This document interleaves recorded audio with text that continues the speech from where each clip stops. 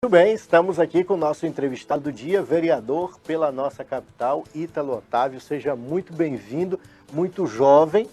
Estava conversando com ele aqui nos bastidores, apenas 35 anos. O primeiro mandato lá, você tinha 29 para 30, né? Muito atuante, já está no segundo mandato. Seja muito bem-vindo ao Bastidores da Política. Valeu, Leôncio, pelo convite. Um abraço para todos aqui da emissora. É um agradecimento especial à equipe do Bastidores da Política. É uma honra estar aqui com vocês, prestando contas do nosso trabalho. Bom, vamos voltar lá para o início, para o primeiro mandato, Ítalo. Como é que o Ítalo se sentiu conduzido, levado? O que te impulsionou a decidir entrar para a política? Verdadeiramente, eu gostaria de representar pessoas que não se sentiam representadas. Pela minha pouca idade, eu fui na legislatura passada o parlamentar mais jovem da Câmara Municipal de Boa Vista. E com isso eu tive toda uma força da juventude naquela eleição do ano de 2016. E de fato, quando a gente entra dentro da Câmara, a gente percebe que nós temos muitos limites. Diferente da prefeitura, que é a parte pensante, é um prefeito juntamente com seu staff, juntamente com seus secretários, a Câmara de Vereadores ela é composta por um colegiado. E as coisas só conseguem ter notoriedade, só conseguem acontecer quando passa por todos esses universos, todas essas cabeças. Então, a gente pôde perceber que existe uma burocracia e existe também muitas limitações. Então, a gente teve que se reinventar, né? E eu acredito que nós tivemos êxito, né, com o que nós nos propusemos a fazer. Mas a resposta à sua pergunta, nós temos sim muitos limites e a gente vai aprendendo isso junto com o regimento interno, junto com a lei orgânica municipal e com a Constituição Federal, para a gente se alinhar. É interessante isso que você falou, Ítalo, a respeito dessa divergência de pensamentos dentro do parlamento, né? Porque quando você monta um governo, se é do executivo, você monta uma equipe que pensa como você, ou pelo menos você tenta alinhar ali o máximo possível. E no parlamento não, e às vezes as pessoas questionam isso. Ah, mas o vereador não faz nada, o deputado não faz nada, a gente não consegue ver muita atuação dele, e é justamente por isso. Porque você tem uma diversidade muito grande de pensamentos e precisa tentar conciliar o máximo possível essas ideias. Muito bem observado, Leôncio. Na legislatura passada, assim como essa, nós temos um representante da enfermagem. Mandar um abraço para o meu antigo colega de parlamento, Genival, da enfermagem, e agora o vereador Melquisedeque. Sim. Então você vê que a enfermagem sempre consegue colocar um representante. Hoje nós temos um representante da Guarda Municipal, um abraço para o Julierre. Nós temos médicos na legislatura passada, tínhamos médico, nessa também nós temos médico. Então a gente vai vendo, temos a igreja muito atuante com meu amigo, o pastor Manuel Neves, outros também que são também de igrejas também. Temos o lado também mais da esquerda, que tem aí dentro deles as lutas de classe, algumas coisas nesse sentido. Então a gente vai observando que cada um é representante de um nicho. Eu me considero mais um representante de bairros do que representante de categorias. Apesar de eu ter várias categorias também que abraçaram a minha campanha e que hoje se sentem representadas por mim. Você fez um destaque interessante a respeito das atuações, inclusive de religiosos dentro do meio político, que é um destaque que precisa ser muito bem observado, porque nossa capital aqui, ela tem uma quantidade muito grande, especialmente de evangélicos. Então, o representante, o parlamentar, ele precisa de fato estar identificado com os anseios, e a sociedade normalmente busca isso. Nessa semana agora, no último dia 27, nós tivemos a primeira vez que comemoramos aqui no município de Boa Vista o Dia Municipal em Memória às Vítimas do Holocausto, que foi um projeto de lei do vereador Manuel Neves, aprovado no ano passado. Então, é o tipo de atuação, trazendo destaque a determinados veios da sociedade, que às vezes ficam muito esquecidos. Então, de fato, essa diversidade, esses pensamentos, muitas vezes dissonantes dentro do parlamento, é que fazem a política acontecer, né? Sem sombra de dúvidas, o debate ele sempre tem que ir ao seu limite. E quando nós temos um vereador que defende determinada linha de pensamento, é muito importante nós termos alguém que diverge daquilo para que as opiniões contrárias se moldem, criam-se emendas dentro de projetos, dentro de qualquer preposição que a gente vá ter dentro da Câmara, para que o reflexo caia dentro da sociedade. Vou citar um exemplo para você. Na legislatura passada, nós tínhamos um projeto de lei que levava comodidade, né, para as pessoas que tinham câncer, para que elas tivessem a gratuidade do transporte público dentro do município de Boa Vista. E quando aquilo foi apresentado, um outro vereador mais experiente nos trouxe o impacto negativo, as pessoas podem não perceber, né, a gente apresentando um projeto desse, o impacto negativo que isso leva para os taxistas, o impacto que isso leva para os táxis convencionais, para os ônibus. Então a gente teve que fazer uma emenda no orçamento para que a gente não atrapalhasse as categorias. Mas isso só acontece por quê? Pelo debate. Exato. Só acontece porque tem ali a divergência de ideias que faz você pedir vistas de um projeto, né? Seja do executivo, seja de um colega parlamentar, que cabe debate. Então é importante a gente ter dentro do parlamento pessoas do sexo oposto, né?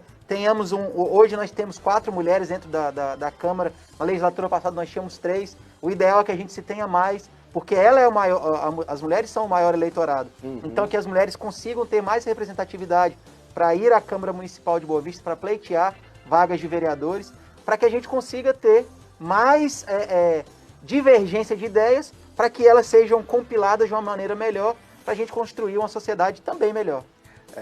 É muito interessante essa ideia. Eu até pensava, enquanto você falava aí, a respeito dessa presença feminina na política que tem crescido muito. Tem legislações que são aprovadas nesse sentido para garantir que as mulheres tenham esse espaço e as minorias também. E como é que você observa, estando hoje, depois de terminar o primeiro mandato, qual foi o balanço que você fez para decidir, vou continuar, preciso continuar, vou me candidatar à reeleição, e entrou de novo na Câmara Municipal de Boa Vista? Como é que você balanceou tudo isso? Pesou o quê?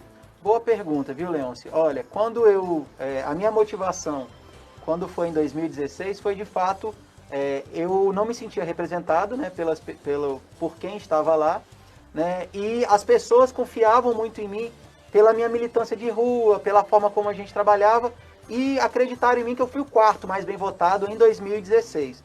A minha motivação foram também as pessoas, né, que acreditaram no trabalho que eu fiz. E diferente de 2016, quando eu era um nome novo, eu não era mais um nome novo. Uhum. Eu era um vereador já de mandato que iria para a reeleição. Então, tanto que na campanha não era o que você vai fazer, porque eu já tinha que ter feito. Exato. Então, a minha bandeira nos meus 4 primeiros anos de mandato, voltando aqui para a mulher, eu fui o vereador que colocou dentro das escolas, a Maria da Penha vai às escolas.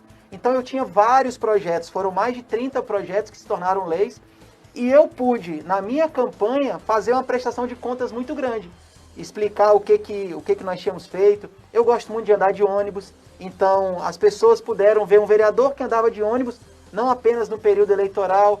Eu gostava das ações sociais que nós fazíamos nos bairros, sempre levei cinemas aos bairros, fazia plantio de árvore. Então aquilo ali foi fazendo com que as pessoas falavam, não, Ítalo, você precisa sair à sua reeleição, que nós iremos lhe apoiar. E isso aconteceu, fui o mais votado da capital. Pela primeira vez, um vereador de mandato consegue ficar em primeiro lugar. E o meu mote de campanha foi prestar contas do trabalho que nós tínhamos feito. Sim, e dá para ver, a gente comentava até nos bastidores aqui também, que deu para ver que do primeiro para o segundo mandato o Ítalo ganhou aí um acréscimo de cabelos brancos. É resultado do trabalho. Sim. E do trabalho incessante. Você trabalha muito. Os comentários que eu sempre escuto, o Ítalo não para. E você se sente, não sei se em dívida é a palavra correta, mas em dívida com quem te conferiu esse mandato? Perfeitamente. Né? Para você ter ideia, essa semana agora que passou, eu iniciei a segunda-feira indo à CAE, que não é uma atribuição do vereador. Né? Enquanto vereador, eu não trabalho com a CAER, que é um órgão do Estado. Mas sim, eu fui lá para defender os anseios do pessoal do Pérolas, que me pediu. Fui acompanhado do deputado estadual Chico Mozart, e nós pudemos levar os anseios para aquela companhia, né, de águas. E esse é um trabalho que eu fui fazer de manhã cedo. Na terça-feira, nós tivemos demandas de bairro. Né? Quarta-feira também tivemos demandas de bairro. Quinta-feira, visita em abrigo. Então, assim, é constante as nossas lutas para devolver às pessoas que nos acreditaram esse trabalho do mandato. Hoje, Leôncio, eu sei todos os problemas individuais dos bairros. Eu sei do Pérola ao Paraviana, eu sei as ruas que estão asfaltadas, as ruas que não estão asfaltadas. tem um controle de onde tem a drenagem, tem um controle de onde tem calçada, onde não tem calçada, aonde a iluminação já é de LED, onde a iluminação não é de LED. Isso deve muito do primeiro mandato de muito aprendizado e desse mandato que eu consegui instruir melhor a minha equipe para que a gente chegue muito rápido à nossa população. Eu faço reuniões periódicas de bairro questionando o que tem que melhorar, aonde as coisas estão. Então, isso se deve muito a essa dívida que eu sinto que eu tenho com a população. Vale ressaltar que eu estou no cargo de vereador e, para mim, se você for abreviar, vereador é ver a dor das pessoas, né? Sim, é a gente servir o público. E eu me sinto na obrigação de servir, de ser útil. Bom, deu para perceber que o recesso parlamentar é só em sessão, né? É o recesso só de sessões, porque o trabalho continua árduo, indo atrás. Uma coisa que você destacou e que eu achei muito interessante é que a gente está vendo uma parceria muito legal entre o parlamento municipal e o parlamento estadual. Vereadores e deputados estão conversando muito e concordando em alguns temas que são caros à sociedade e que tem trazido muito resultado essa conversa, né? Sim, e eu acho que isso só leva benefícios à nossa população. Eu, enquanto vereador, eu tenho algumas dificuldades para chegar em algumas pautas a níveis estaduais. Então é importante que a gente consiga ter alinhamentos com nomes, né? Eu sou do Partido Republicanos, por exemplo. Eu tenho um alinhamento muito grande com o senador Messias de Jesus, com o deputado federal Jonathan de Jesus. Então eu consigo representar o partido dentro da ética e do norteamento que o partido tem. Eu apresentei para o prefeito a disposição do Jonathan de colocar creches dentro do município de Boa Vista, que é uma plataforma de campanha do próprio prefeito Arthur Henrique. Até agora não tivemos muito sucesso com relação a isso, mas o deputado federal Jonathan de Jesus me levou em Brasília ao FNDE para que a gente pudesse trazer recursos à nossa capital para colocar creches em vários lugares onde não tem, que hoje é uma reclamação muito grande.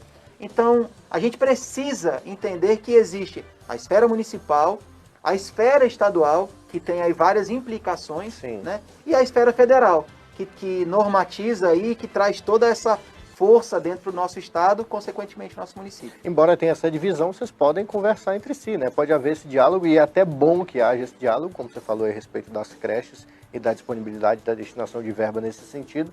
Acaba que essa conversa melhora ainda mais a vida do munícipe aqui da nossa capital. E deixa eu te perguntar, a gente está num ano de pleito eleitoral, o Ítalo pretende continuar na Câmara Municipal ou pretende tentar uma vaga na Assembleia Legislativa ou por hora vai seguir aqui no mandato que já foi conferido? Eu sou muito honesto, né, com as lutas e com os anseios que eu faço, que quando a gente vai para uma campanha eleitoral, várias pessoas passam a acreditar naquele projeto que você faz. Para a gente poder ganhar as eleições, a gente precisa ter uma boa imagem, a gente precisa mostrar o que a gente fez, mas tem muitas pessoas também que carregam a sua bandeira. E eu prometi que eu cumpriria os meus 4 anos de mandato.